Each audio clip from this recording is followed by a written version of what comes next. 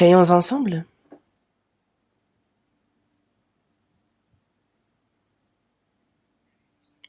Dieu notre Père, toi qui nous aimes, toi qui es saint, Dieu, nous vivons en cette fin des temps que tu as fixée, et c'est parmi beaucoup de monde sur cette terre que tu nous as d'abord appelés, que tu nous as séparés saintement, et que tu nous permets de vivre le reste de notre vie pour ta volonté, pour ta gloire. Tu es avec nous, tu nous guides, et nous te remercions pour ces grandes grâces. À cette heure, Seigneur, c'est nous qui avons été rachetés par le précieux sang du Seigneur versé pour nous, sommes réunis devant toi pour louer ton amour, ta grâce, pour apprendre ta parole. Et nous te remercions de cette communion sainte en toi que tu nous permets d'avoir. À cette heure, Seigneur, nous croyons en ce que tu es parmi nous et tes regards sur chacun d'entre nous, et que par ta main miséricordieuse nous soyons soutenus. Accorde la grâce qui convient à chacun. Il y a la pandémie de la Covid-19 et les frères et sœurs qui, à cause de ça, ne peuvent pas participer, être présents avec nous. Mais partout où ils sont, nous croyons en ce que tu es, Seigneur, avec eux. Ton Église en Corée, dans le monde entier, malgré les difficultés que l'on rencontre, il y a les frères et sœurs qui gardent la foi et prêchent ton évangile, Seigneur. Tu es avec eux. Que ta parole, que par la puissance du Saint-Esprit, il soit guidé. Que ton évangile de vérité soit prêché avec assurance et que de nombreuses âmes soient sauvées. Qu'ainsi tu te réjouisses, que tu sois glorifié. Et pour cela que toute notre vie soit utilisée pour ton œuvre sainte. Et nous te demandons de nous diriger pour cela.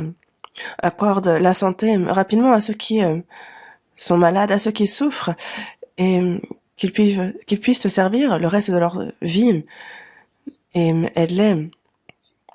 À cette heure, il y a cette heure ta volonté sainte que tu souhaites manifester, comment il nous convient de vivre. Enseigne-le nous.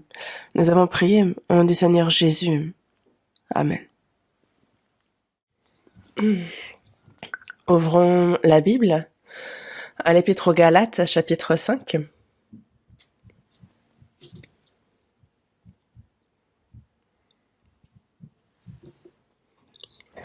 Épître aux Galates, chapitre 5.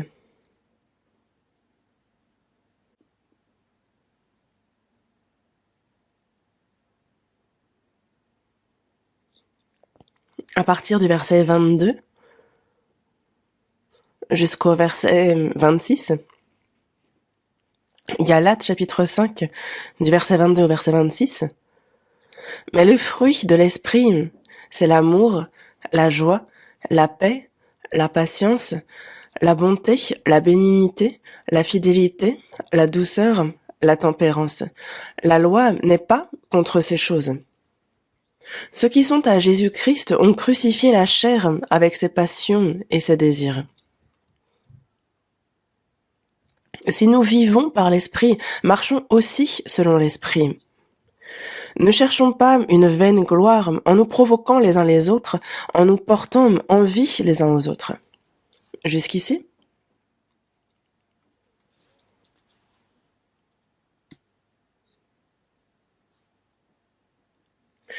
Nous sommes déjà le second dimanche de cette nouvelle année.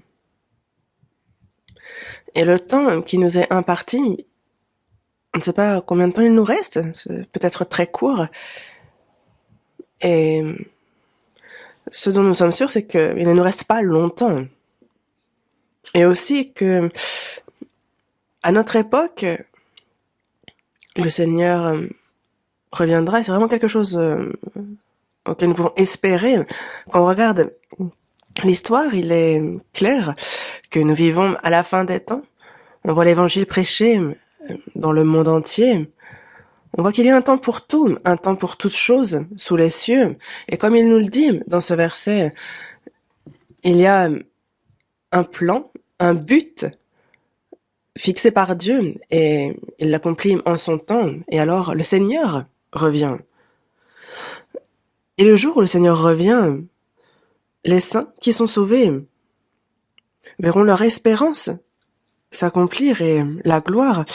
Et ceux qui ne sont pas sauvés connaîtront la fureur et le jugement de Dieu. Ce sera un tel jour pour eux. De même, quand vous verrez toutes ces choses, sachez que le Fils de l'homme est proche à la porte. Et ce verset nous le dit bien. C'est notre époque. On voit que tous ces signes se sont accomplis.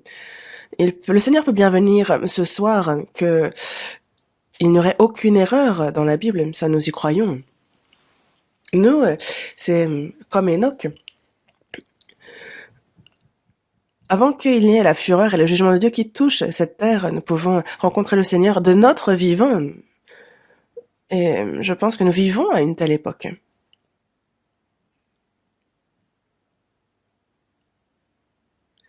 Dieu nous a sauvés dans le but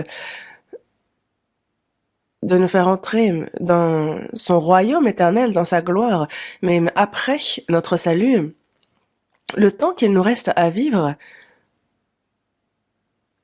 nous sommes certes sauvés, mais il y a encore ce caractère, ce tempérament qui n'a pas changé. Et c'est par sa parole, par l'Esprit que chaque jour, il nous renouvelle, il nous perfectionne, pour que le jour où le Seigneur reviendra, nous puissions l'accueillir, et que nous soyons trouvés sans reproche, sans tâche, que nous puissions être complimentés et que nous soyons dignes de la gloire, comme nous le dit la Bible. Et nous nous préparons donc à nos retrouvailles, à cette rencontre. C'est aussi le but de notre vie que de s'y préparer. Et c'est pour cela que Dieu nous accorde aussi cette nouvelle année. Et il y a encore ces âmes misérables qui ne sont pas sauvées. Et c'est aussi pour nous l'occasion de leur prêcher l'évangile, car nous avons reçu de Dieu cette mission plus importante que tout, que de leur prêcher cet évangile. Et c'est très important. Il nous reste peu de temps et nous savons aussi comment nous devons nous conduire, nous savons ce que nous devons faire et c'est très important. Mais nous sommes encore trop faibles. Ça, je le ressens. Et c'est pour cela que Dieu, nous nous confions en sa miséricorde, nous nous confions dans sa force. Et il nous faut vouloir devant le Seigneur être toujours davantage fortifiés par lui.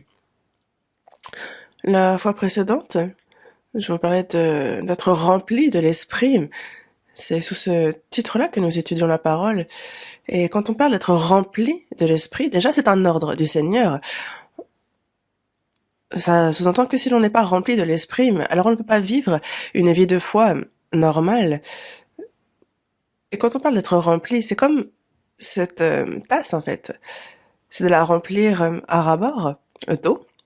De même, il y a l'amour du Seigneur, il y a sa parole, il y a ses sentiments, son caractère qui doivent nous remplir. Et c'est ça, être rempli. Dans Matthieu, chapitre 5, verset 48, il est dit « Soyez donc parfaits comme votre Père céleste est parfait ».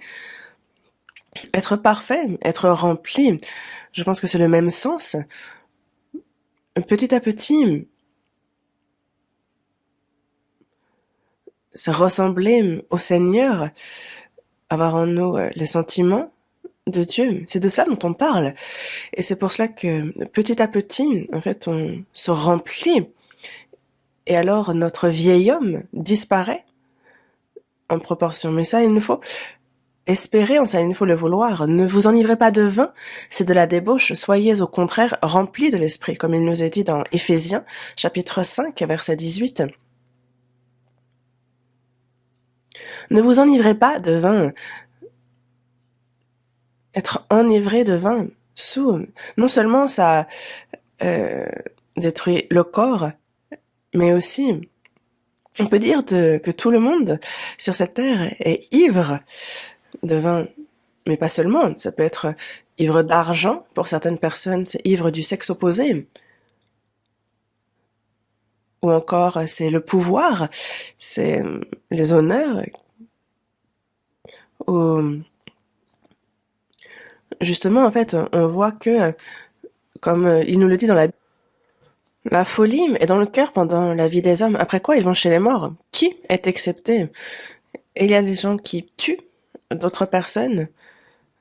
Certains disent justement, oh, je ne me souviens pas, en fait. Il y en a qui ont réellement perdu la tête. Ne vous enivrez pas de vin. Ne vivez pas, en fait, selon la convoitise de la chair. C'est ce que cela revient à dire, mais soyez remplis de l'esprit. Au contraire, car on peut ainsi s'éloigner du péché de ce monde et faire la volonté de Dieu. C'est ce que cela signifie. Dans Galates, chapitre 5, verset 16, il est dit « Marchez selon l'esprit, et vous n'accomplirez pas les désirs de la chair. » Vous n'accomplirez pas les désirs de la chair, c'est la seconde partie du verset, parce que l'esprit, il nous remplit de la grâce de Dieu, de sa parole, et fait que nous n'accomplissons pas les désirs de la chair. Il nous aide à ne pas suivre ces convoitises néfastes de la chair. Et donc, marchez selon l'esprit et vous n'accomplirez pas les désirs de la chair. Si on veut être rempli de l'esprit, pour cela, si on veut marcher selon l'esprit, il faut en être rempli. Il faut que nous soyons pris par l'esprit. Ainsi, dans notre corps, il y a comme des par exemple de mauvaises bactéries qui entrent et ce qui peut les combattre, on a justement ce qu'on appelle les cellules NK, on a aussi les globules blancs, rouges, et il y a donc cette lutte, ce combat qui se lance dans le corps, et si le système immunitaire faiblit face à la bactérie, alors c'est tout le corps qui est touché. C'est comme par exemple nous et la Covid-19. En fait, c'est une guerre. On a le masque, on a les désinfectants, en fait, on a les gestes barrières, et vous en souffrez dans cette lutte contre la pandémie. C'est le cas de chacun d'entre nous. Mais au-delà de ça, il y a aussi l'autorité de Satan, c'est ceux qui le suivent. Justement, il y a ceux qui possèdent l'esprit. On a cet esprit, on a aussi les désirs de la chair. Et il y a, justement, ils sont tous les deux en lutte. Les désirs de la chair, les désirs de l'esprit. Et que faire si on veut gagner ce combat? Il faut être rempli de l'esprit. Il n'y a que ce chemin. Sans être rempli de l'esprit, même en étant une personne sauvée, on ne peut que vivre en suivant la chair. Écouter la Bible, la parole. Vivre selon la parole, il faut le désirer ardemment, prier, louer le Seigneur, louer sa grâce, sa gloire. Mais pourquoi est-ce que ça ne fonctionne pas réellement, même en faisant tout ça? C'est parce que, en réalité, il y a ceux qui, certes, lisent, mais ne pratiquent pas la parole. Ils prient de vivre selon la volonté de Dieu, mais ensuite, dans la réalité, ils vivent comme bon leur semble. Et pourquoi on en arrive là? C'est que le Saint-Esprit ne peut encore s'asseoir, il ne peut gouverner cette personne et le cœur de cette personne. Et c'est pour cela que il nous faut désirer ardemment être rempli de l'esprit et il nous faut vouloir vivre et marcher selon l'esprit. Le salut aussi, c'est quand nous avons connu notre destin funeste en tant que pécheurs. C'est alors que l'on a désiré ardemment être sauvé. Certains disent « Oh, pourquoi il y a ceux qui sont sauvés facilement et pourquoi moi j'écoute et pourtant je ne suis pas sauvé ?» Il y a une raison. Il faut vouloir ardemment être sauvé. C'est comme on donne de l'eau à ceux qui ont soif et il y a aussi cette soif spirituelle. Il y a ceux qui, lorsqu'ils ont soif vraiment, ils demandent, ils supplient qu'on leur donne de l'eau. Et c'est la même chose. Si on dit, bah, si tu veux me sauver, sauve-moi, si tu veux pas, sauve-moi pas. Non, on ne peut pas être sauvé avec un tel état d'esprit. Et c'est pour cela que il nous faut espérer, désirer ardemment être rempli de l'esprit, prier pour cela. Et alors, Dieu va nous venir en aide. Et à quoi cela mène? Quel est le résultat quand on est rempli de l'esprit? Il y en a plusieurs, et un des aspects que nous apprenons, c'est justement le fruit de l'esprit qu'on en vient à porter, comme c'est écrit dans Galates, chapitre 5. Ceux qui sont en Christ, justement, si quelqu'un est en Christ, il est une nouvelle créature. Et donc, justement, on voit que la personne qui marche selon l'esprit ne va pas accomplir les désirs de la chair. Quand on vit selon l'esprit, et c'est d'ailleurs ce qu'il faut que nous fassions, quand on vit selon cet esprit, donc, alors on porte le fruit de l'esprit. Et il nous faut absolument porter ce fruit. Un pommier qui ne porte pas de pommes ou une vigne qui ne donne pas de raisin, ça n'a pas de sens. Un chrétien, de même, doit porter le fruit de l'esprit. Absolument. Le fruit de l'esprit n'est pas quelque chose de particulier réservé à des gens en particulier. Non, c'est pour tous les chrétiens. Pourquoi? Parce que sauvés, nous avons reçu l'esprit, mais il nous faut donc porter le fruit de l'esprit. Et ça, il faut le vouloir. On n'est pas sauvé si on ne le veut pas non plus. Et il nous faut vouloir être rempli de l'esprit. Il nous faut ardemment vouloir porter le fruit de l'esprit, prier pour ça.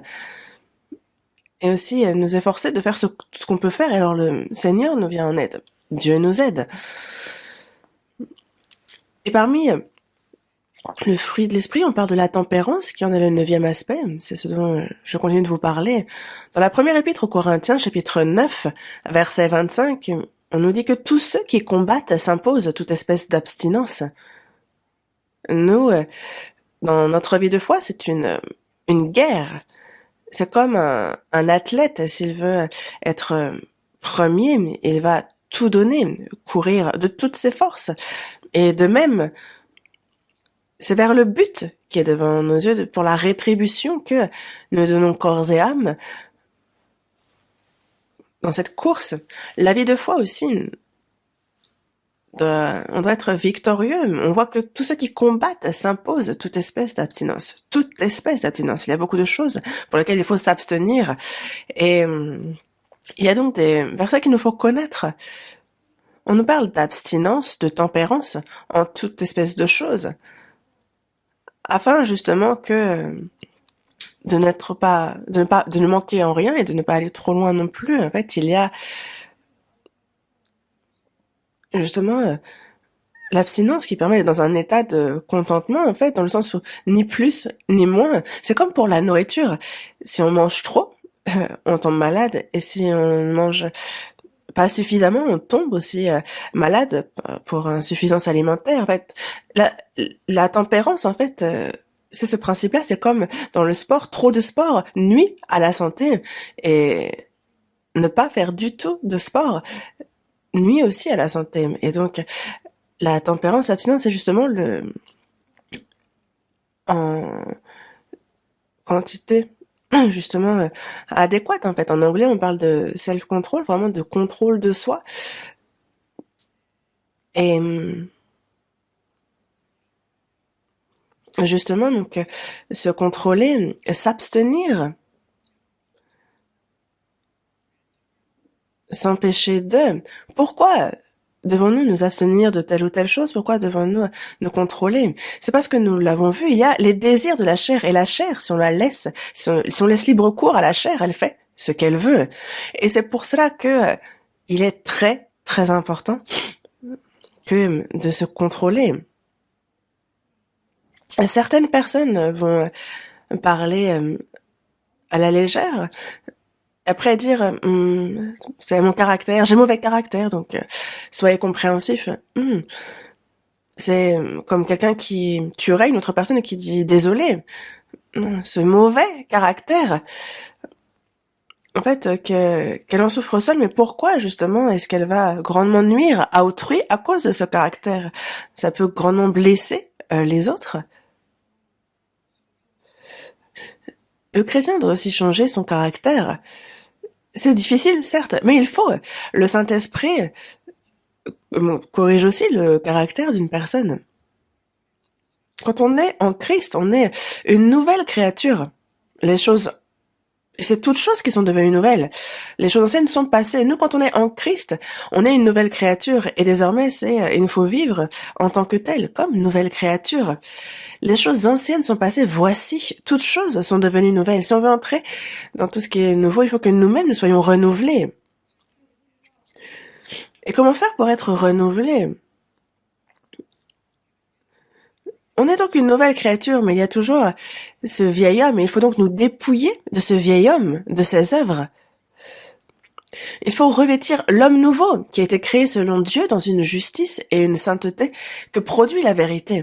Donc, nous dépouiller de ce qui est vieux et nous revêtir de l'homme nouveau.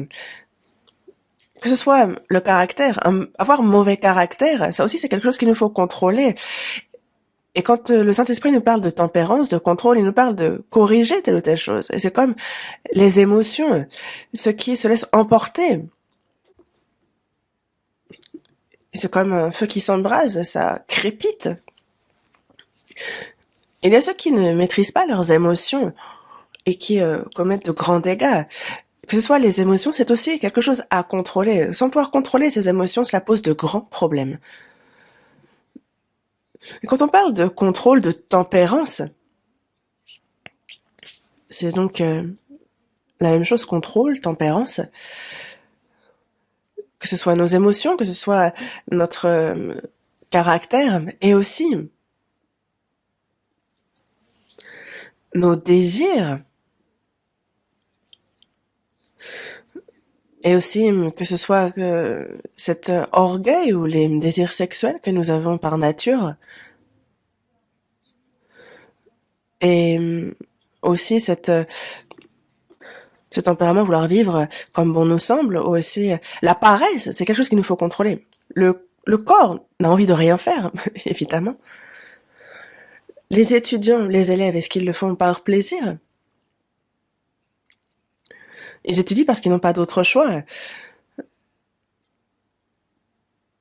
Quelqu'un qui travaille, justement, il doit faire ce qu'il a à faire, mais en plus, il doit prendre en considération son chef. C'est fatigant, c'est de la peine qu'on se donne, mais on le fait quand même.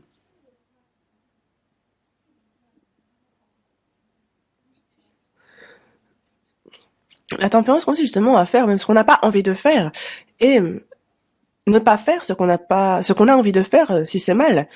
Et il y a tellement de choses qui entrent dans cette catégorie, n'est-ce pas? Il faut se contrôler lorsque on veut faire comme bon nous semble le soir, quand on se sent paresseux ou quand on a cette tendance à s'enfler d'orgueil. L'homme, vraiment,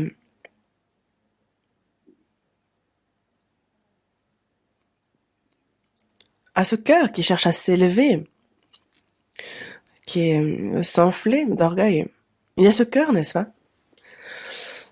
Quand on connaît un petit peu de choses, on se vante, on fait semblant d'être intelligent, comme si on connaissait tout. Et ce genre de choses sont mauvaises, n'est-ce pas? Ce sont des choses qu'il nous faut contrôler. Ainsi, quand on parle de contrôle, dans notre vie de foi, c'est une part très importante. Que ce soit aussi l'appétit. Est-ce que parce que j'ai envie de manger, je mange tout ce que j'ai envie de manger? Là aussi cet appétit qu'il nous faut contrôler. Et notre parole aussi. Est-ce que l'on dit tout ce qu'on veut? Il y a beaucoup de paroles qu'on a envie de dire, mais qu'on ne doit pas dire. Donc il faut que tout homme soit prompt à écouter et lent à parler, parce que on dit de l'insensé qu'il multiplie les paroles. Et Jacques nous le dit aussi.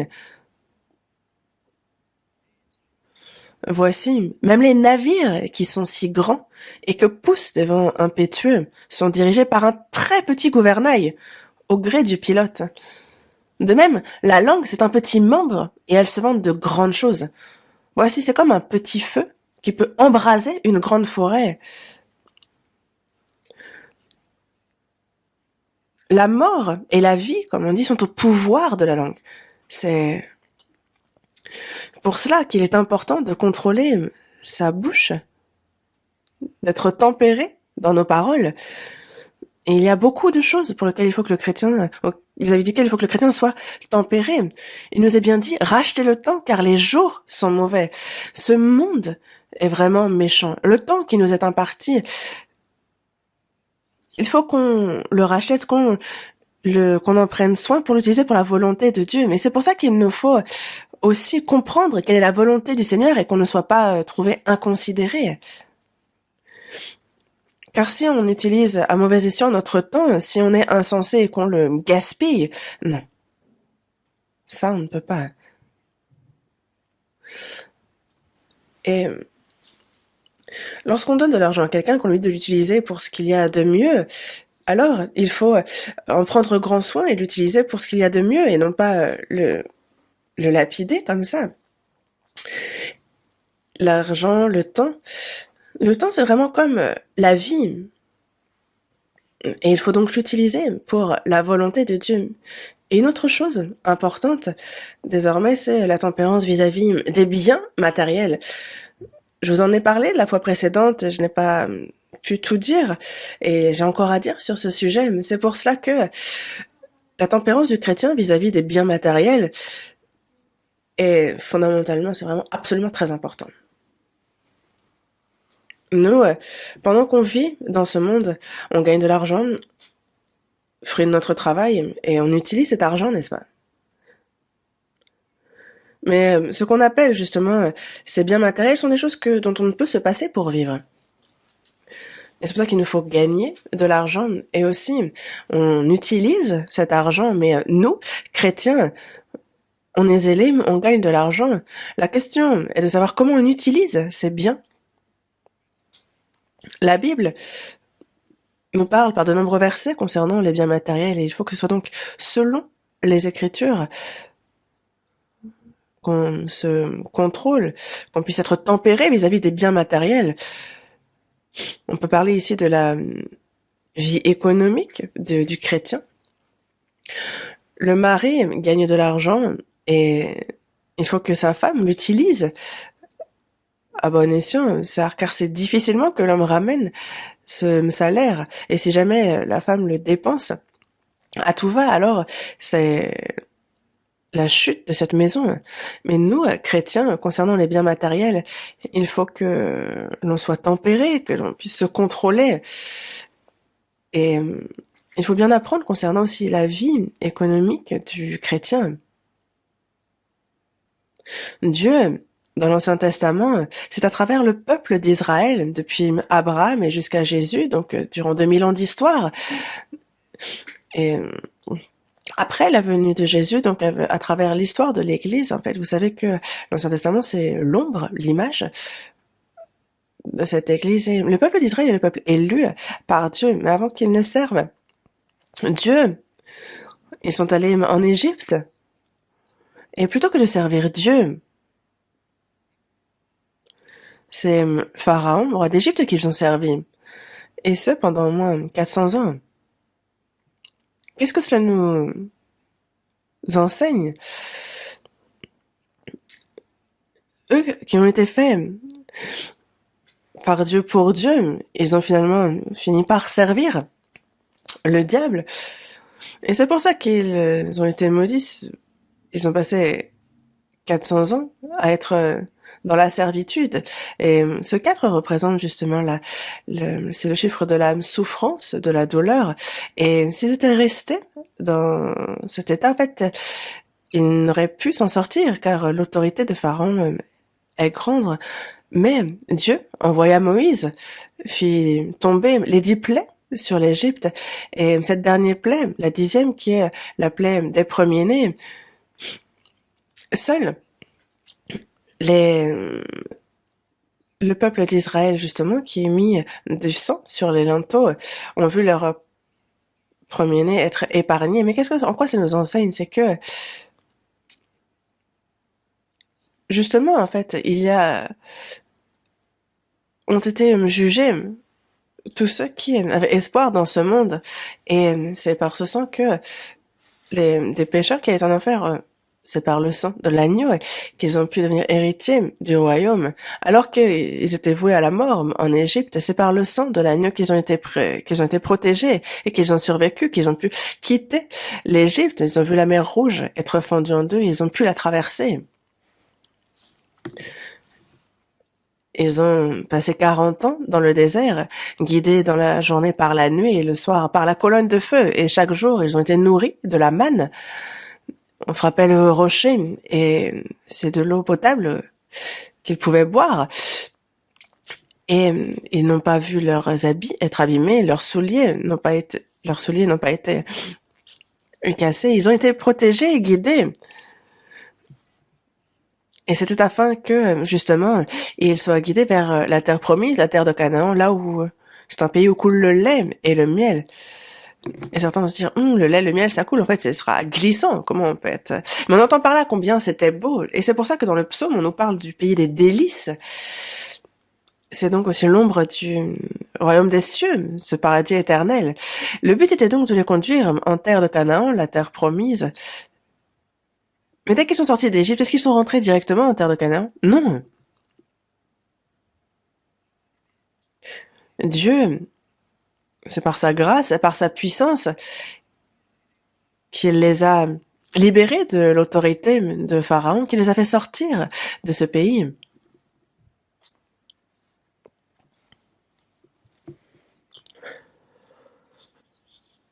Un peu comme un père prend ce fils dans ses bras dans le désert. Ils ont été sous la protection de Dieu durant leur traversée. Dans la journée, c'est la nuée qui faisait obstacle aux rayons brûlants du soleil. Et la nuit, c'est la colonne de feu qui les gardait au chaud, qui leur enseignait la voie à suivre, qui leur montrait la direction, qui les protégeait. On est à 600 000, rien qu'en comptant les hommes. On est à plus de 2 millions si on ajoute les femmes, les enfants. Et le fait que le peuple d'Israël ait passé 40 années dans le désert, en fait, j'ai moi-même traversé en bus ce désert, mais c'est vraiment un désert où, sans l'aide de Dieu, sans sa puissance, il est impossible d'y passer 40 années. Il n'y a rien, rien à manger, rien à boire, rien. C'est par la puissance de Dieu. Mais jusqu'à ce qu'ils entrent en terre de Canaan, comment on fait le peuple d'Israël? Quand ils sont sortis du peuple d'Égypte, ils s'étaient réjouis, ils louaient le Seigneur, et ils ont vu la puissance de Dieu et ils la louaient.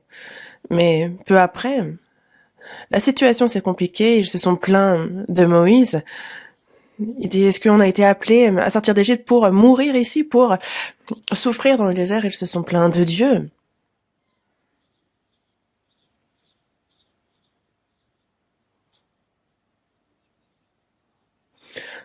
Ils se sont plaints de n'avoir pas à manger. Dieu leur donna la manne. Ils se sont plaints de n'avoir pas de viande. Dieu envoya l'écaille. Et peu après, ils se plaignaient encore. S'ils n'ont pas, qu'ils prient. Est-ce que vous pensez que Dieu les a sortis d'Égypte pour les tuer dans le désert?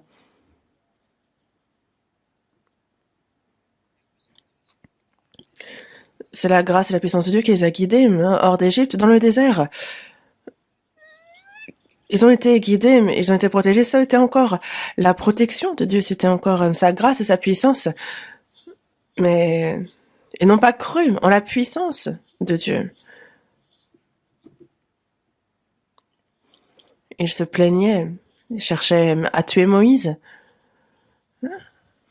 proposant de retourner en Égypte. Et quand on les regarde, on se dit, mais comment est-ce qu'ils ont pu en arriver là?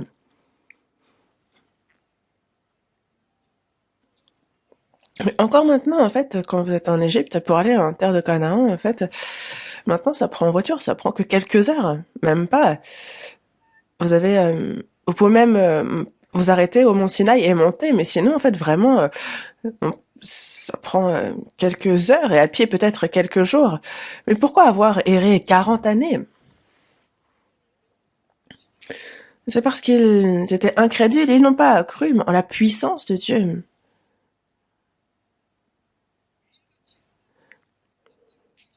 Alors que Dieu les nourrissait chaque jour de la manne, que lorsqu'ils avaient soif, ils frappaient la pierre et l'eau potable sortait, mais ils n'ont pas cru en lui, ils désobéissaient à sa parole et dès que l'occasion se présentait, dès que Moïse était absent, ils pensaient que Dieu les avait quittés aussi, et ils faisaient alors un veau d'or, une idole devant lequel ils dansaient, se réjouissaient, buvaient. Et en quoi cela nous enseigne? Dans la première épître aux Corinthiens, chapitre 10, du verset 1 au verset 10, on voit que durant les 40 années qu'ils ont passées dans le désert, ils se sont plaints, ils ont commis l'idolâtrie, ils ont tenté Dieu. Et il est bien dit que la plupart d'entre eux, d'ailleurs, ils n'ont pas été agréables à Dieu, mais ils ont péri dans le désert. Ils ne furent point agréables à Dieu, et ils périrent dans le désert. Ils étaient pourtant au moins 600 000 hommes, mais parmi les hommes, ils ne sont que deux, Josué et Caleb, à être entrés en Canaan. Tous les autres sont morts dans le désert. Dieu les a fait errer jusqu'à ce que tous meurent dans le désert. Et on connaît les détails, n'est-ce pas? On les a appris.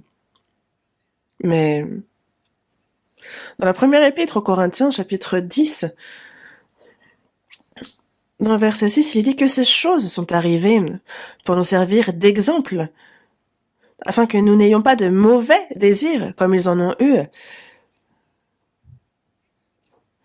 C'est vraiment afin que nous ne soyons pas comme eux. C'est pour nous servir d'exemple, afin qu'on reprenne nos esprits. C'est pour cela que ces choses sont arrivées, qu'elles ont été écrites. Car cela peut arriver aussi à ceux qui ont été sauvés, même aux chrétiens.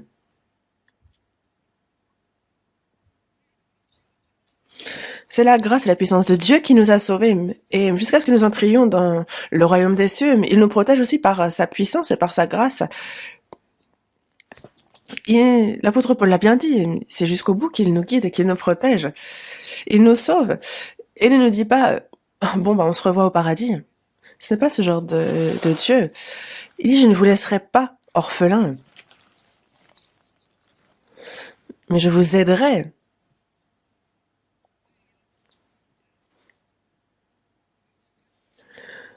Car il a été jusqu'à compter le moindre de nos cheveux. Il connaît le nombre de nos cheveux, donc que pensez-vous qu'il puisse ignorer nous concernant? Il connaît ma situation et il nous dit ici qu'il nous aide jusqu'à ce que nous entrions dans son royaume. Mais alors pourquoi est-ce que nous sommes errants? Pourquoi est-ce que nous souffrons ainsi? C'est parce que nous ne croyons pas en sa protection, au fait qu'il nous guide. Parce que nous ne sommes pas obéissants à sa parole.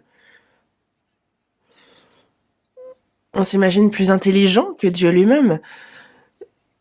Et on pense que notre pensée est plus correcte que la parole de Dieu.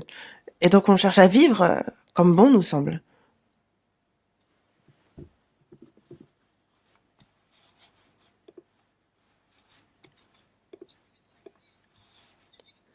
Et justement, en fait, concrètement, dans notre vie, ça se traduit dans notre vie économique. Ne vous inquiétez donc point et ne dites pas « Que mangerons-nous, que boirons-nous, de quoi serons-nous vêtus ?» Car toutes ces choses, ce sont les païens qui les recherchent, ce sont ceux qui ne sont pas sauvés. Mais votre Père céleste sait que vous en avez besoin. Mais il y a ceux qui n'y croient pas. Et c'est pour cela que c'est par leurs propres moyens qu'ils cherchent à vivre. La vie de tempérance concernant les biens matériels, si on ne fait pas attention, alors lui qui on peut échouer dans notre vie de foi, ne croyant pas en ce qu'il nous protège, en ce qu'il nous guide, et parce qu'on n'est pas obéissant à la parole de Dieu. Plutôt que les bénédictions de Dieu, on peut tout à fait recevoir plutôt sa fureur et ne même pas s'en rendre compte.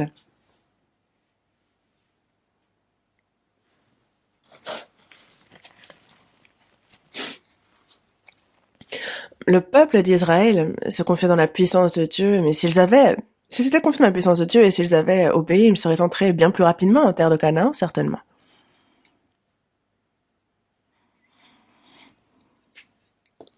Parce qu'ils sont allés proches de la terre de Canaan.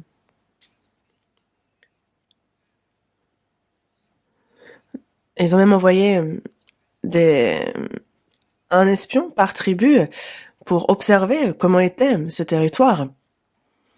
Et ce sont des espions qui sont venus rendre compte. Ils ont dit, waouh, c'est un territoire magnifique, la terre est splendide. Les grappes de raisin qu'elles ont ramenées, en fait, devaient être portées par 2 personnes. Donc, imaginez-en la taille. Donc, c'est vraiment très bien. Le problème étant que c'est un territoire où vivent des géants, et nous ne sommes que des sauterelles face à eux. Et donc, on mourra en entrant sur ce territoire. Retournons en Égypte. Ce n'est pas trop tard. Dieu a bien l'air de vouloir nous tuer dans ce désert. N'est-ce pas? Et c'est pour cela que les représentants des 12 tribus, 10 ont dit, si on y va, on y meurt. Et nous, en fait, on ne peut pas connaître ce sort-là. Retournons en Égypte, il n'est pas trop tard. On ne peut pas tous mourir, nous, nos enfants. Et Joseph et Caleb, eux seuls, ont dit, non, ce territoire nous est donné par Dieu, c'est notre pâture, il nous suffit d'y entrer. Et ils ont cherché à lapider Josué et Caleb. Et c'est heureusement la gloire de Dieu qui a été manifestée soudainement et qui... Ils ont passé 40 jours à espionner la terre de Canaan, qui se sont transformés justement en 40 années pour eux, passer dans le désert où ils connaîtront, ils goûteront à la souffrance, à la mort. La promesse de Dieu, sa puissance, sa parole. Ils n'y ont pas cru, ils ont déobéi, et ils sont restés dans le désert jusqu'à ce que tous ceux qui ont eu cette attitude meurent dans le désert. Et s'ils avaient obéi, ils n'auraient pas eu à connaître cette errance dans le désert, n'est-ce pas?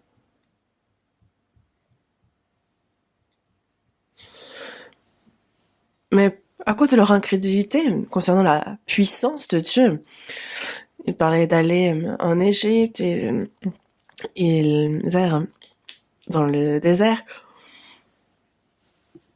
Dieu leur a fait connaître beaucoup de peine et tous sont morts dans le désert.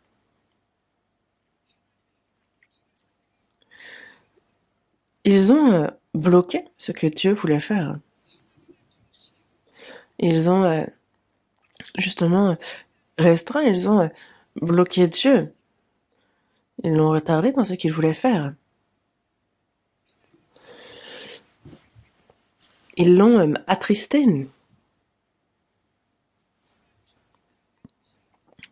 Alors que c'était le peuple d'Israël guidé par Dieu. Et qu'en est-il maintenant? Est-ce que vous pensez bien vivre votre vie de foi? Il y a peut-être, vous faites peut-être de bonnes choses, mais il y a certainement encore bien plus de choses que vous ne faites pas bien. Et c'est pour ça qu'ils ont erré 40 années.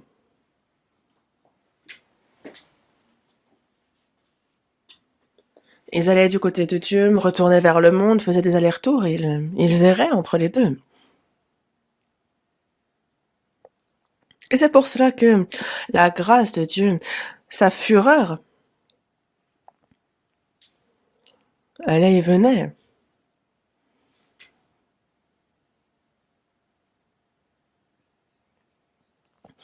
Et ce qui est arrivé au peuple d'Israël est pour nous un exemple.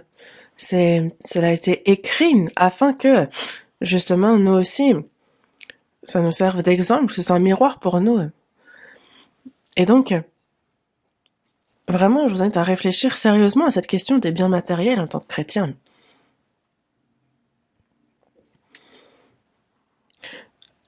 Même concernant la méthode pour se gagner de l'argent est différente des gens de ce monde parce que, en fait, nous aussi, on ne se met pas de frein. Si tous les moyens sont bons pour gagner de l'argent, alors on peut tout à fait tromper les autres. En fait, on revient à faire comme les méchants. Mais les chrétiens, eux, les chrétiens, cela ne marche pas s'ils ne reçoivent pas l'aide de Dieu. Si c'est par leurs propres moyens qu'ils cherchent à vivre, on a l'impression que ça fonctionne, mais finalement, ce sera complètement une faillite. Ceux qui ne sont pas sauvés ne sont pas châtiés. Pourquoi? Parce que, dans tous les cas, ils finissent en enfer peu de temps après. C'est un peu comme un cochon que l'on goinfre avant le festin. Il a l'impression d'avoir beaucoup à manger. Et en fait, c'est ça, en fait, on le prépare à... Ils passent leur jour dans le bonheur, mais ensuite ils descendent en un instant au séjour des morts. Et ce n'est pas ce que Dieu nous réserve. Nous, il faut que l'on se fasse bien voir de Dieu. Si on vit selon sa volonté, alors Dieu nous donne toutes bonnes choses, comme il nous l'a dit. Dans Romains chapitre 8, verset 32, il dit bien que lui, il n'a point épargné son propre fils, mais il l'a livré pour nous tous. Et donc comment ne nous donnera-t-il pas aussi toutes choses avec lui? Il n'a pas épargné son propre fils pour nous sauver. Lui qui l'a livré pour nous tous, qu'est-ce qu'il pourrait nous refuser alors? Et ça veut dire qu'il veut nous donner quoi? Il nous donne ce dont nous avons besoin. Mais est-ce que ça veut dire qu'il nous couvre, qu'il nous, il nous inonde? Eh bien non, il nous donne ce dont nous avons besoin. Si donc nous avons la nourriture et le vêtement, cela nous suffira.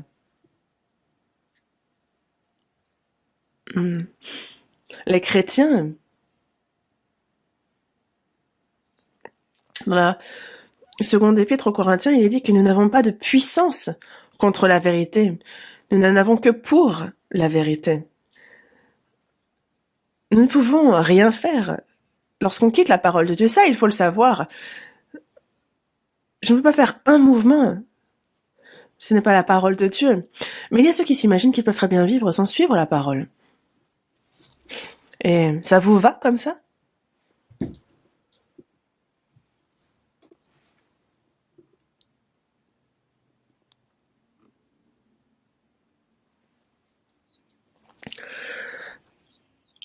Ce sont des versets que vous connaissez bien, mais on va les chercher quand même. Psaume 52. Psaume 52.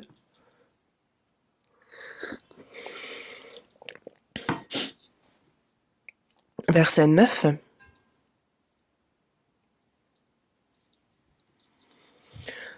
Versets 9 et 10.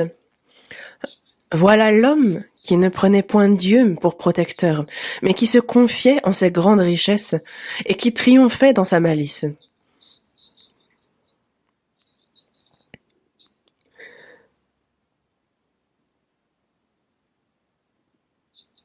Verset 10. Et moi, je suis dans la maison de Dieu comme un olivier verdoyant. Je me confie dans la bonté de Dieu, éternellement et à jamais. Je me confie en Dieu. Il est mon aide, il est mon secours.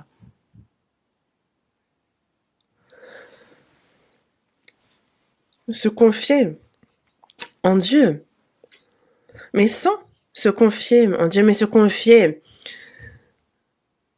De ne pas prendre Dieu pour protecteur, mais de se confier en ses grandes richesses. Triompher dans sa malice. De qui on parle ici? Ce sont les méchants. Ceux qui n'ont pas besoin de Dieu.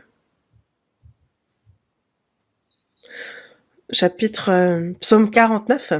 Psaume 49.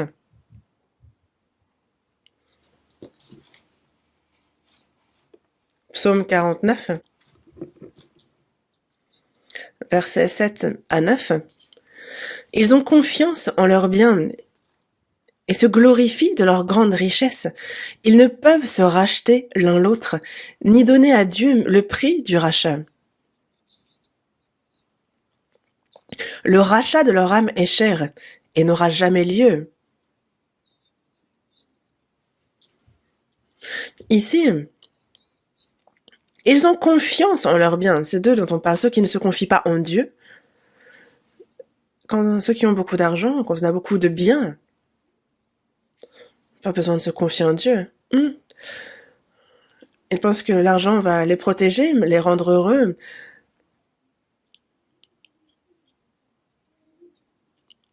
Ils se confient en leurs biens et se glorifient de leur grande richesse. En fait, ils se glorifient, donc d'ailleurs, ils s'en vantent. Ils se sont satisfaits d'eux-mêmes. Mais ils ne peuvent se racheter l'un l'autre. Ces personnes-là ne peuvent, justement, en fait, ils ne peuvent se sauver l'esprit. Il faut qu'ils marchent. Ils ne peuvent pas non plus donner à Dieu le prix du rachat. Est-ce qu'on achète le salut? Jésus a été livré, donné en victime pour tous. Et c'est donc dans l'œuvre de Dieu qu'il faut se confier. Ils ne peuvent se racheter l'un l'autre, ni donner à Dieu le prix du rachat. Le rachat de leur âme est cher et n'aura jamais lieu. Le salut d'une âme est plus précieux que tout dans les cieux, mais il n'aura jamais lieu. Si on ne se confie pas dans la puissance de Dieu, cela n'aura jamais lieu. Si on se contente de nos biens, ou par exemple, dès qu'on est dans la difficulté et qu'on se plaint de Dieu, moi, je veux obéir à la parole de Dieu, mais il me fait tant souffrir. Souffrir? Regardez combien Jésus a souffert, regardez combien ses disciples ont souffert. Les saints qui nous ont devancés dans la foi, regardez combien ils ont souffert, combien ils ont été persécutés, combien ils se sont sacrifiés. Comparé à ça, nous vivons dans le confort, à l'aise. Mais on se compare aux autres et on a l'impression, pourquoi ma vie est comme ça? Pourquoi est-ce que Dieu me fait subir ça?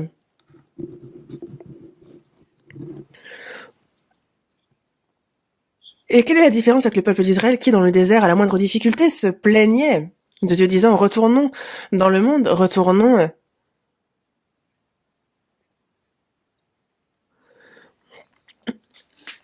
dans le monde. Et en fait, on voudrait y retourner qu'on ne pourrait pas.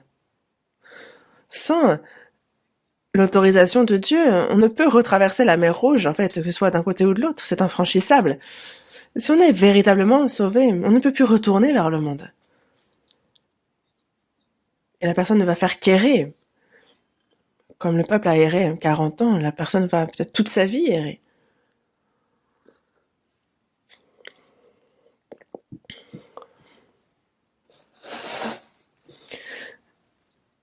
On va donc...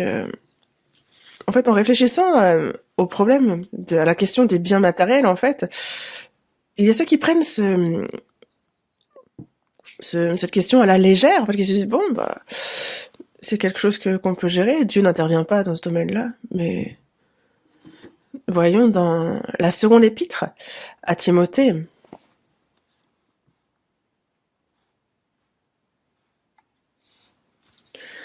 Seconde épître à Timothée, chapitre 3, à partir du verset 1.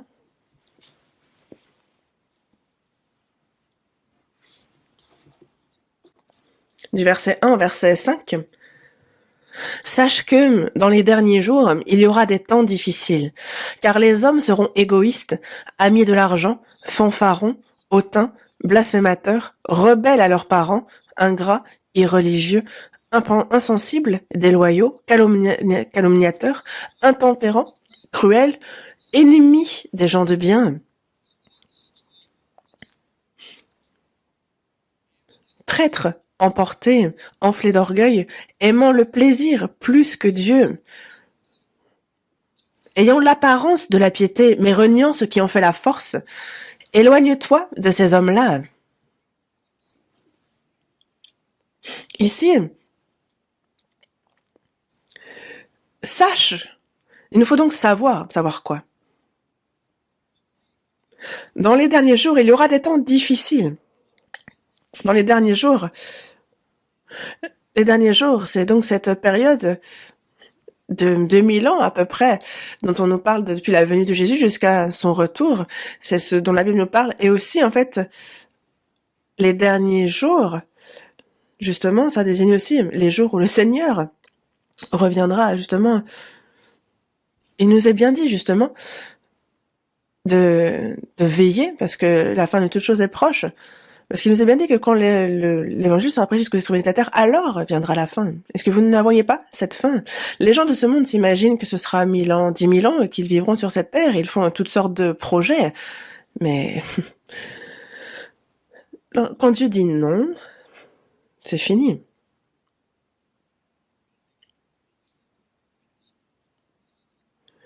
Il dit bien, justement, que dans le psaume, comme on l'a vu la dernière fois, dans le psaume, on l'a appris, le psaume 103 nous dit bien que l'Éternel, il renverse les desseins des nations. Il anéantit les projets des peuples. Et donc, on nous parle du 21e siècle. C'est un peu comme la tour de Babel à l'époque, en fait. Tout sera détruit, tout s'effondrera. Ça n'a aucun sens. Et c'est pour ça qu'il est dit, me rechercherais-tu de grandes choses pour toi? Ne les recherche pas. Parce que voici, je vais faire venir le malheur sur toute chair. Il nous l'a dit, n'est-ce pas?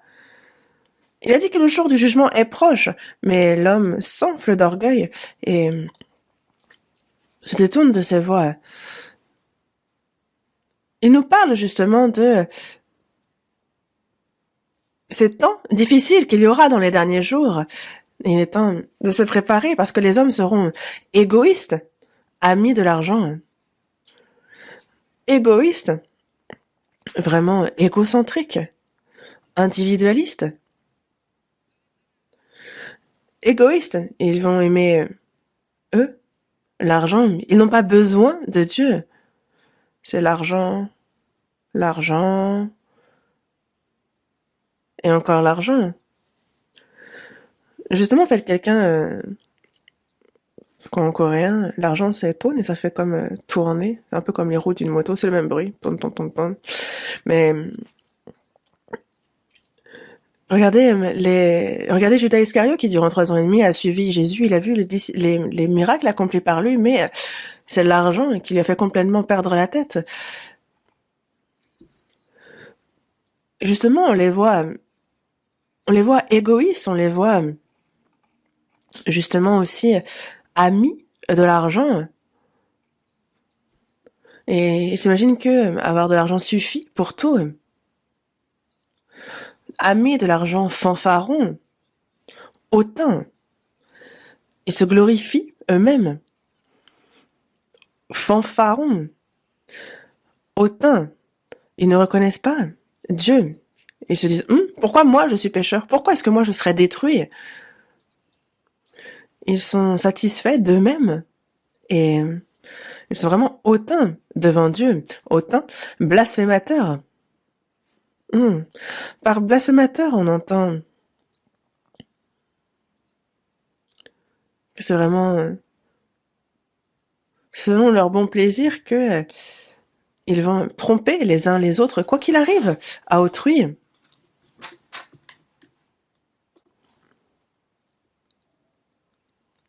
Le diable, justement, est blasphémateur, il est rebelle.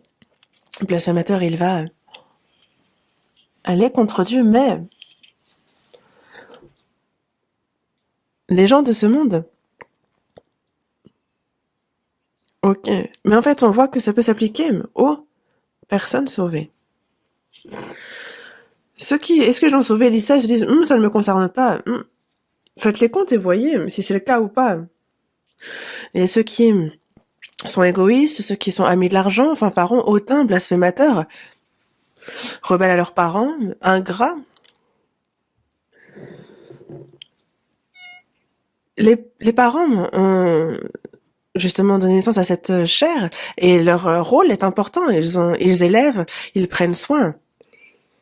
Il faut les servir, les respecter. Mais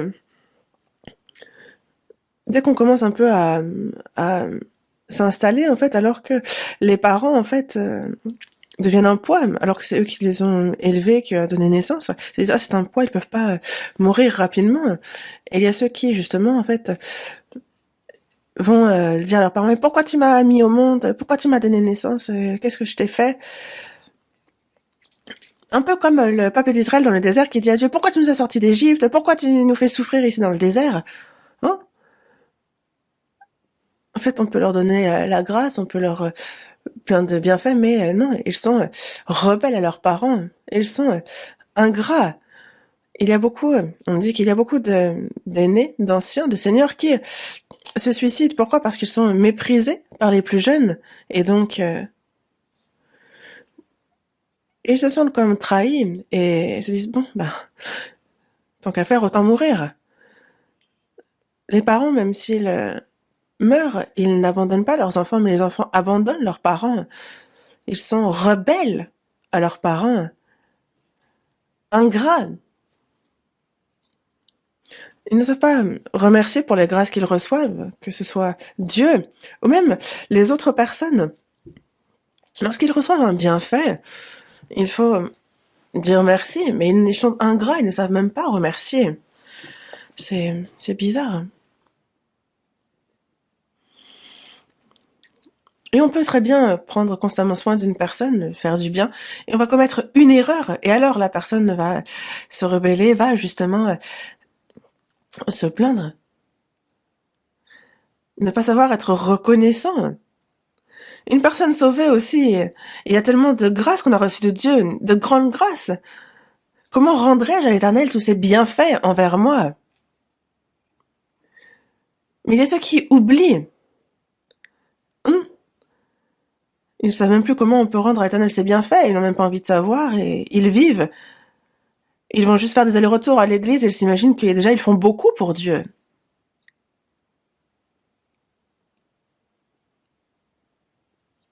Ingrats, irreligieux. Irreligieux, c'est que dans leur vie, ils n'ont pas pour maître, ils n'ont pas pour Seigneur Dieu.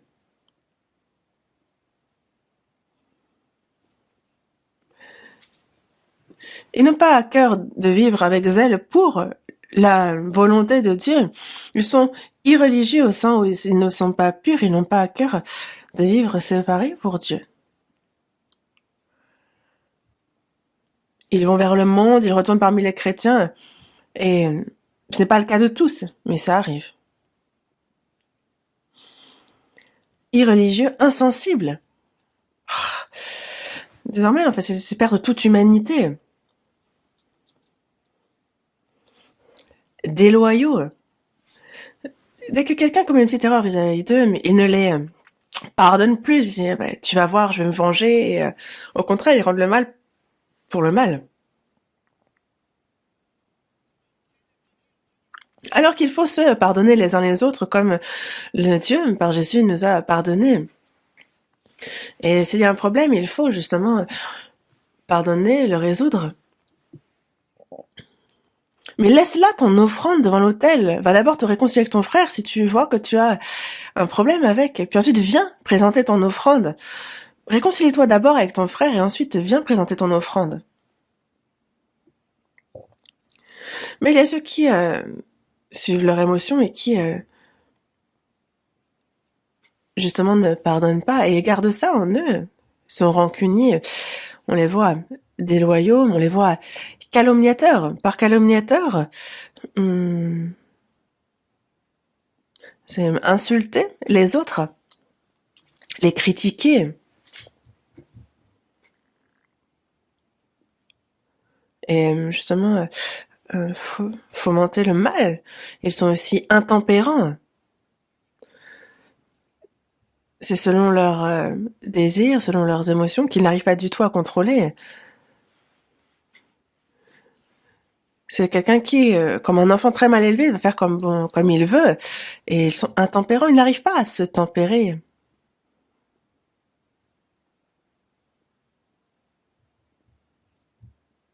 Le Saint-Esprit aussi ne peut rien faire pour cette personne. Et justement, le Saint-Esprit aide aussi quand on le prie, quand on se confie en lui. On voit ensuite qu'ils sont cruels. Cruel, c'est vraiment devenir une bête.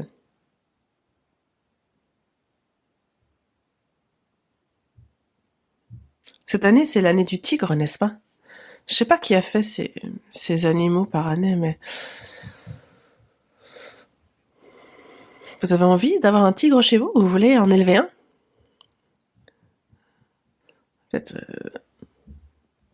certains vont dire, ah, mais c'est des grands chats. Non.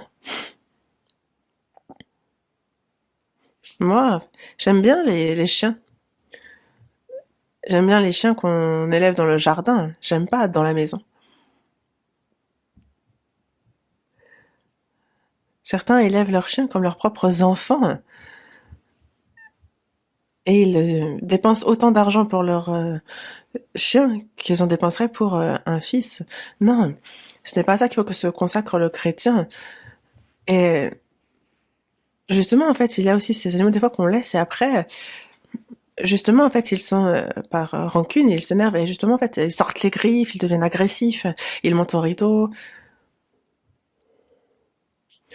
Et par exemple, le chat a aussi cette particularité, il peut paraître très calme et tout d'un coup, il va sortir les griffes, il a ce côté cruel. L'homme aussi, il est cruel, sauvage, féroce en fait, il y a cette nature cachée dans l'homme. Ça fait peur. Et des fois, c'est le venin qui coule.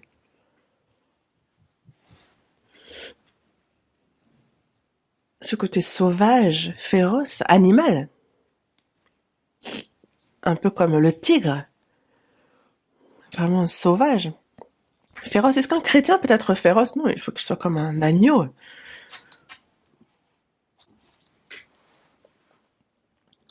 Il y a ceux qui, dès qu'ils parlent, ils agressent et ils parlent comme s'ils allaient tuer quelqu'un.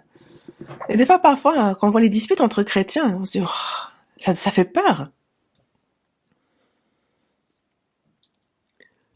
En fait, il y a toutes les insultes qui sortent. En fait, on voit la haine.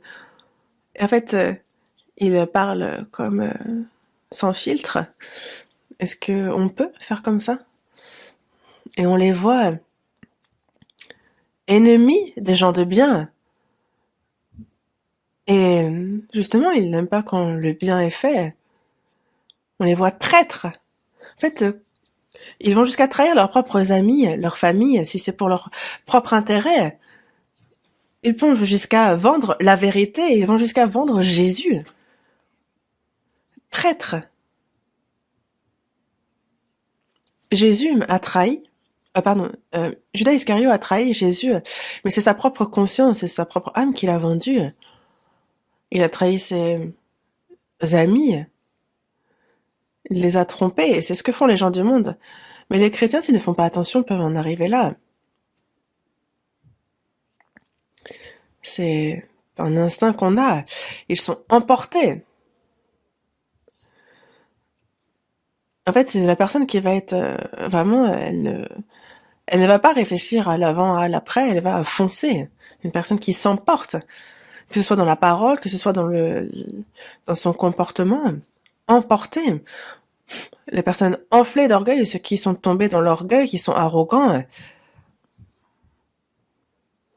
ceux qui cherchent à s'élever eux-mêmes, et ceux qui aiment le plaisir plus que Dieu, ceux qui aiment plus la convoitise de la chair et assouvir cette convoitise que Dieu. Il y a ce cantique qui dit « J'aime le Seigneur toujours plus et plus qu'hier. » Mais Dieu dit « Mais qu'est-ce que tu mens bien ? À quel moment tu m'aimes plus aujourd'hui qu'hier ? Non, tu aimes l'argent, tu aimes le divertissement, tu t'aimes toi-même, tu aimes les choses de la chair. Et c'est seulement par ta bouche que tu dis m'aimer.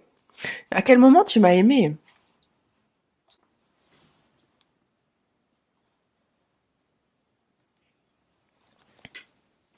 Aimons le plaisir plus que Dieu. Ayant l'apparence de la piété, mais reniant ce qui en fait la force. Avoir l'apparence de la piété, mais renier ce qui en fait la force, donc ceux qui viennent à l'église, qui rendent soi-disant culte, qui disent bon de Dieu, ils lisent la parole, ils louent le Seigneur et ils disent je te sers. Est-ce que vous vous moquez de Dieu ? C'est vraiment l'apparence de la piété. C'est un peu comme la soi-disant chrétienté, quand on regarde les bâtiments qui sont élevés, quand on regarde vraiment les bâtiments qui sont érigés. Mais sachez que ceux qui adorent les idoles font de même, ayant l'apparence de la piété, mais reniant ce qui en fait la force. La puissance de la vérité, la puissance de l'obéissance, ça. Ils n'ont pas cette force. Reniant ce qui en fait la force. Ils n'ont pas une vie pieuse. Éloigne-toi de ces hommes-là. Pourquoi l'apôtre Paul dit-il ces choses-là à Timothée? Dans la seconde épître à Timothée, c'est donc l'apôtre Paul qui est évangéliste 2 années à Rome, et c'est juste avant de mourir qu'il écrit cela. Il dit « Ne deviens pas comme ce monde ». C'est certes ce qu'il dit. Mais quand il parle de l'apparence de la piété, il parle de ceux qui disent croire en Dieu, ceux qui, on a l'impression qu'ils croient, mais qui n'ont pas la force de la piété. Ils parlent bien, mais ils n'ont pas la force. Ils parlent, mais il n'y a pas le fond. Et ça, c'est justement ce à quoi ressemblera les derniers jours. Nous vivons en cette fin des temps, il faut que l'on soit séparés de ce mal. La fin de toute chose est proche, soyez donc sages et sobres pour vaquer à la prière, comme on nous lit dans la première épître de Pierre, chapitre 4, verset 7. La fin de toute chose est proche. La terre est remplie du mal, comme à l'époque de Noé pour le déluge. La terre était remplie du mal. Noé fut séparé. Il marcha avec Dieu. Et c'est pour cela que Dieu le sauva.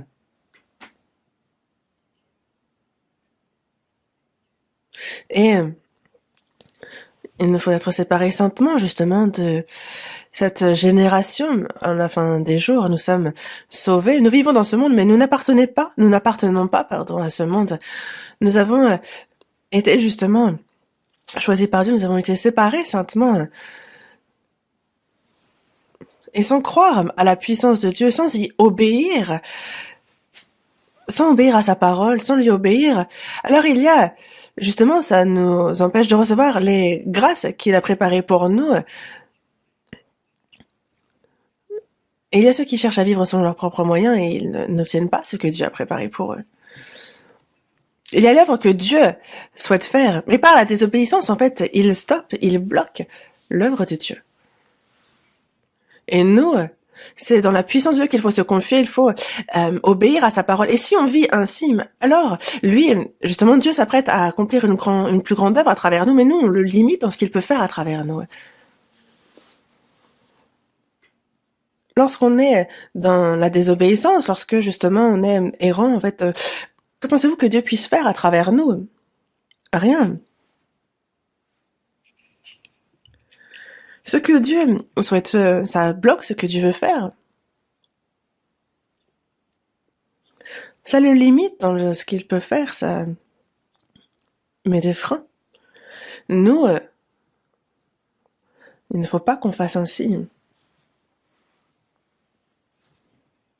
Et c'est pour ça que dans la première épître à Timothée, chapitre 6, il est bien dit que l'amour de l'argent est une racine de tous les maux, et quelques-uns, en étant possédés, mais en fait, se sont égarés loin de la foi et se sont jetés eux-mêmes dans bien des tourments.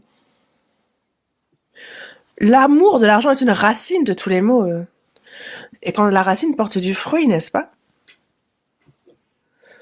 C'est le fruit de l'esprit qu'il faut porter, mais par amour pour l'argent. Et ce qui c'est de là que sortent tous les maux.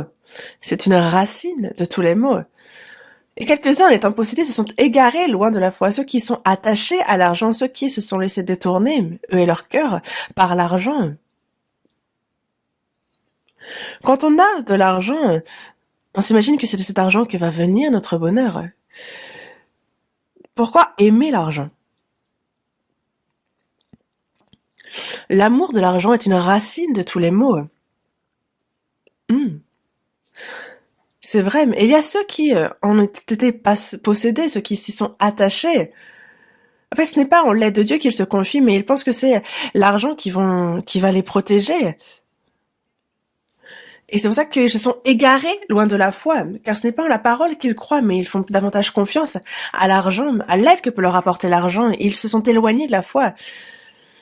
Et quand on laisse de côté la foi, alors on vit comme bon nous semble. Et ils se sont jetés eux-mêmes dans bien des tourments. C'est eux-mêmes. Ils n'ont plus la paix. Certaines personnes font donc entrent en bourse. En fait, ils prennent des parts. Et on parle justement, en fait, quand on dit que quand c'est la bourse qui monte, eh ben, c'est la tension qui descend, et quand la bourse descend, c'est la tension qui augmente. Et ça conduit à la mort. Nous, chrétiens, avant toute chose, il faut que l'on sache que tout ce qu'on a ne nous appartient pas, mais que c'est au Seigneur. Ne pas aimer l'argent, mais se contenter de ce que nous avons. Ne pas se livrer à l'amour de l'argent, parce que Dieu lui-même a dit, je ne te délaisserai point, je ne t'abandonnerai point. Donc on peut donc dire que le Seigneur, on peut le dire avec assurance, il est notre aide, on ne craint rien. Il faut se contenter de ce qu'on a, se contenter de ce que le Seigneur nous donne, sachant que ça nous vient du Seigneur. Et c'est là que tout prend sa valeur. Contentez-vous de ce que vous avez. Je ne te délaisserai point, je ne t'abandonnerai point. Le Seigneur est avec nous, il ne nous délaisse point. Il est mon aide, je ne craindrai rien. De quoi vous inquiétez-vous alors?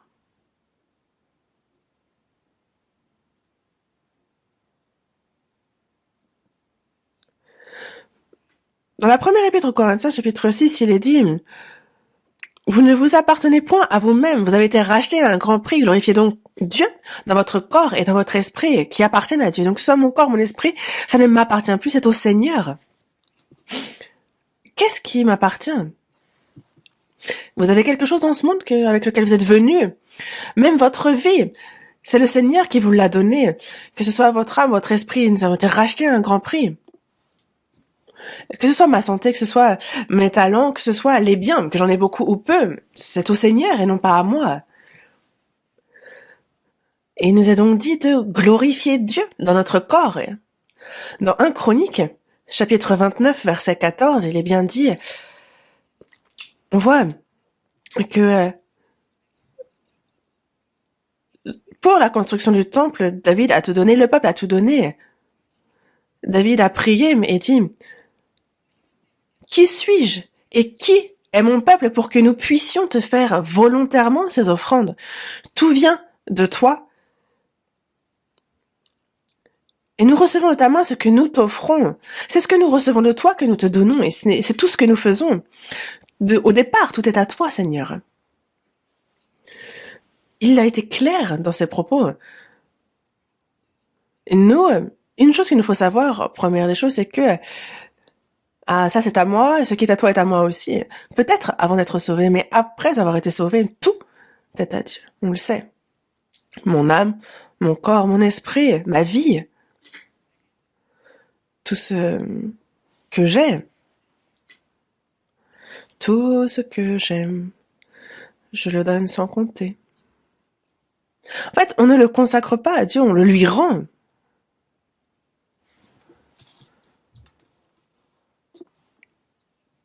Dans Actes, chapitre 4, verset 32, les saints des premières églises disent que il est dit d'eux que nul ne disait que ses biens lui appartinssent en propre, mais tout était commun entre eux.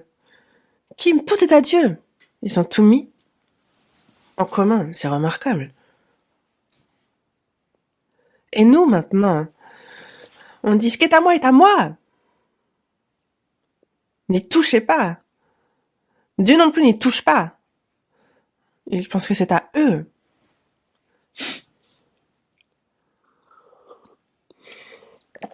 Est-ce qu'on peut faire ainsi?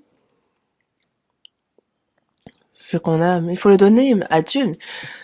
Justement, les titres de possession lui reviennent. C'est comme une maison. Si quelqu'un achète ma maison, en fait, désormais, on passe les droits, la possession passe d'une personne à une autre. Et nous aussi, il nous faut remettre à Dieu tous les titres qui étaient en notre possession. Sinon, à vouloir préserver ça, à vouloir par tous les moyens essayer de faire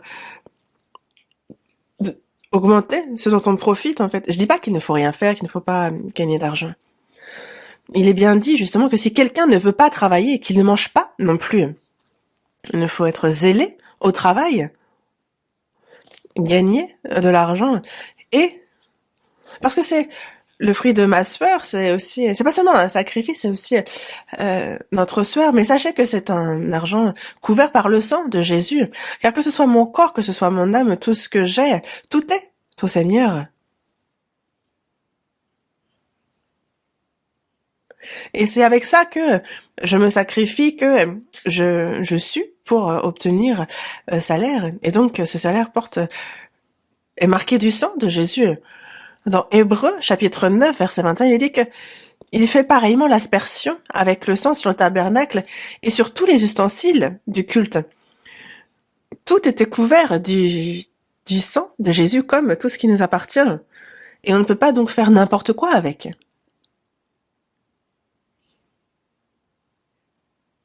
Notre foi doit commencer par là. Commencer par reconnaître que tout est au Seigneur. Et justement, Dieu prend soin, il aide, il protège ce qui lui appartient. Ça, il nous faut le savoir aussi. Nous, le Seigneur nous protège, il nous garde, il nous guide. Ça, il faut y croire. Dans Matthieu, chapitre 6, verset 33, il dit « Cherchez premièrement le royaume et la justice de Dieu, et alors toutes ces choses vous seront données par-dessus. » Ne vous inquiétez donc point et ne dites pas « Que mangerons-nous, que boirons-nous, de quoi serons-nous vêtus ?» Considérez comment croissent les lys des champs. En fait, si Dieu, il revêt ainsi l'herbe des champs qui existe aujourd'hui et qui demain sera jetée au four, ne vous vêtira pas, lui, à plus forte raison, gens de peu de foi. Regardez les oiseaux du ciel. Ils ne sèment, ni ne moissonnent, ils n'amassent rien dans les greniers, et pourtant votre Père Céleste les nourrit. Ne valez-vous pas beaucoup plus qu'eux? Cherchez premièrement le royaume et la justice de Dieu. Ceux qui sont sauvés, justement, sont en Dieu. Ils obéissent à sa parole, vivent selon sa volonté. Ils s'aiment entre saints. Et c'est alors que la justice de Dieu, ce royaume et sa justice, l'évangélisation, l'édification de l'Église, ces deux choses. Alors, il a dit que, et toutes ces choses vous seront données par-dessus. C'est la promesse qu'il a faite.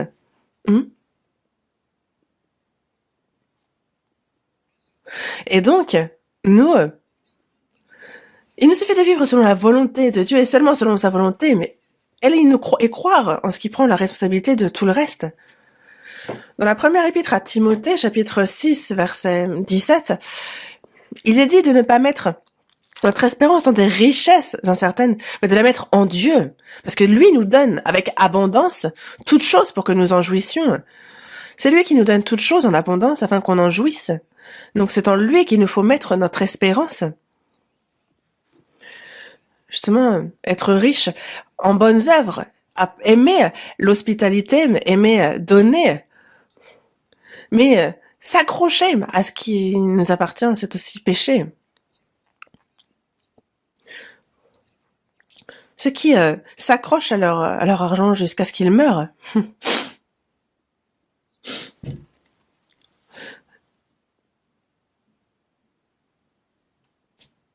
Il y a quelques années, dans une ville de la province du Cholla, du sud, il y a une personne qui vivait seule et qui est morte. Et ils ont vu que justement sous le lit, sous le sommier, il avait énormément d'argent. En fait, c'est un fait réel. Il s'est vraiment donné de la peine toute sa vie et il a justement accumulé son argent en espèces. Et en fait, ils ont vu et le matelas cachait de l'argent. En fait, lui, il rentrait chez lui, il comptait son argent, il se réjouissait en sentant l'argent, mais il est mort, laissant une grande somme d'argent derrière.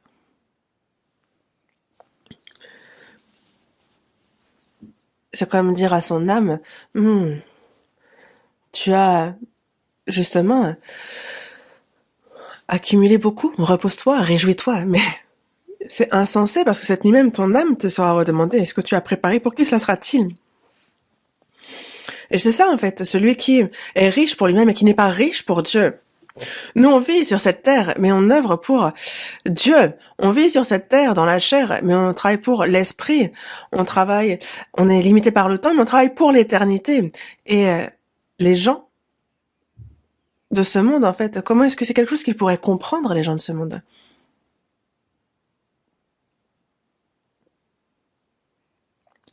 Le temps qui nous est imparti, le temps que l'on a sur cette terre, il nous faut nous efforcer, nous donner la peine pour... Et ce que l'on reçoit de cela, en fait, c'est précieux, même si c'est peu, c'est précieux. Et donc, il faut l'utiliser à bon escient, n'est-ce pas? Pour l'œuvre sainte de Dieu, pour le supporter dans son œuvre, dans sa volonté, le consacrer à Dieu. Comme David le fit, disant, nous ne faisons que te rendre ce que tu nous as donné, tout appartient, et le faire avec un cœur volontaire qui s'en réjouit. Et c'est avec cela qu'ils ont construit le temple. Et nous, on donne volontairement avec un cœur qui se réjouit, et cela aide à l'évangélisation des personnes, ça sauve des âmes. Et justement, ça aide aussi à la construction de là où ils pourront aussi grandir dans la foi. Désormais, nos chrétiens, concernant les biens matériels et la tempérance vis-à-vis de ces choses, comment justement être bien tempéré selon la volonté de Dieu concernant ces choses, comment bien utiliser l'argent, c'est ça en fait, la tempérance. Je vous en ai parlé. Que l'on ait peu ou beaucoup, il y a ce que moi, je peux utiliser pour moi, ce que je dois utiliser pour l'évangile, ce que je dois utiliser pour les frères et sœurs, s'ils en ont besoin. Et donc, c'est vraiment de bien faire les comptes de manière adéquate. Ça, c'est en cela que consiste la tempérance des chrétiens. La vie de tempérance est, dans la vie de foi du chrétien, absolument, mais absolument important. Et c'est pour ça que je vous en parle, encore maintenant. Et peut-être justement ça vous casse les oreilles. Mais je vais en parler jusqu'à ce que ça se grave, jusqu'à ce que ça soit cloué dans votre cœur. Pourquoi? Parce qu'on oublie vite. Vite. Et en attendant, c'est donc non pas en la puissance de Dieu, mais en sa propre force qu'on s'appuie. Alors c'est nous qui en souffrons. C'est justement en fait on se fait souffrir. C'est des tourments que l'on s'inflige soi-même. Mais il faut donc se confier en Dieu. Et parce que sinon on lui met des bâtons dans les roues. Ce que Dieu entreprend en fait, on le ralentit. Nous, c'est dans la puissance de Dieu qu'il faut se confier. Et si on est corps et âme dans la parole, dans la pratique de cette parole, cette année encore, c'est l'année de l'évangélisation, corps et âme, dans le monde entier. Et si on s'était vraiment donné corps et âme, on ne serait pas encore cette année avec ce slogan. Mais en fait, ça s'étend sur la durée parce que on ne se donne pas corps et âme.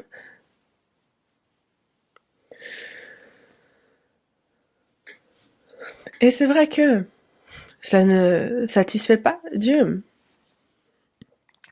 Et justement, c'est 30, 60, 100 fruits qu'il faut donner. Est-ce que c'est votre cas? Lorsqu'on sème une graine, est-ce que ça donne 30, 60 et 100 chez vous? Et pour ça, il faut mourir. Donc se sacrifier. Mais s'aimer soi-même, aimer l'argent, être égoïste, être fanfaron, ne pas se confier en Dieu, vivre centré sur soi-même, ça, c'est pour ça qu'on en est là. Comme le peuple d'Israël qui tous moururent dans le désert au bout de 40 ans. Et notre vie peut tout à fait prendre ce tournant-là. J'y vais peut-être un peu fort et je m'en excuse dans une certaine mesure, mais c'est la parole de Dieu. J'y peux rien. Il faut recevoir cette parole. En cette nouvelle année, il nous faut vraiment reprendre nos esprits et tout ce que nous n'avons pas pu faire jusqu'à présent, faisons-le. Prier avec zèle chaque jour, être zélé dans la lecture de la Bible, lire plusieurs chapitres par jour, absolument. Si on lit essayez de lire plus de 4 chapitres par jour, et aussi d'obéir dans la mesure de ce que l'on peut, de pratiquer la parole. Alors plus tard, il sera moins difficile d'obéir à la parole de Dieu. Mais je vous souhaite de vous efforcer de faire cela. Prions. de notre Père qui est miséricordieux.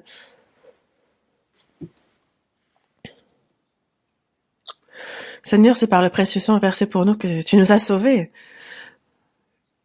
Et nous consacrons le reste de notre vie à prêcher ton évangile, à te servir au sein de l'Église, à travers laquelle tu agis. Tu es avec nous et tu nous aides. Nous te remercions pour ces grâces. Notre corps, notre âme, notre esprit, tout ce que nous avons t'appartienne, Seigneur. Qu'on te le remette, que ce soit utilisé selon ta volonté et que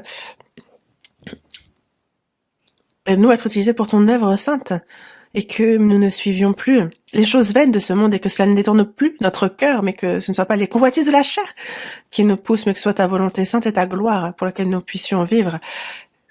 Dirige-nous, guide-nous, Seigneur. Cette année encore, que de nombreuses âmes soient sauvées, que tu sois glorifié, Dieu. Désormais, il y a les séminaires qui se suivent, que ton œuvre continue de s'accomplir pour le salut d'un grand nombre d'âmes et que de nombreuses âmes soient sauvées au cours de ce séminaire, que tu en sois glorifié et que chacun participe à l'œuvre sainte qui est la tienne, que l'on puisse justement pratiquer ta parole connaissant quelle est ta volonté sainte. Nous avons prié au nom du Seigneur Jésus. Amen.